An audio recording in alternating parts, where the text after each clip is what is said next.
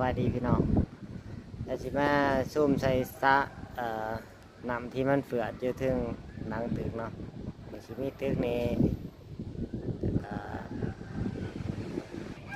แล้วก็มีอีกตึกตัวนี้อ่านี่มีสระน้ำมือคือสั่นแต่เห็นบ่พี่น้องมันอยู่ไกลเนาะ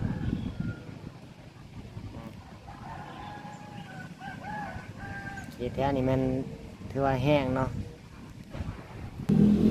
แล้วก็ตึกนี้ก็มีสระน้ำอยู่หลายฝาเนาะก็ตกลงมากันช่วงที่มัน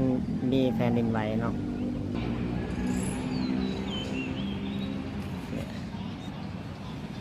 เป็นตึกที่มีสระว่ายน้ำมันก็มีสระว่ายน้ำถือว่าช่วงแผ่นดินไหวถือว่าน้ำลงกันเนาะแต่เนี่ย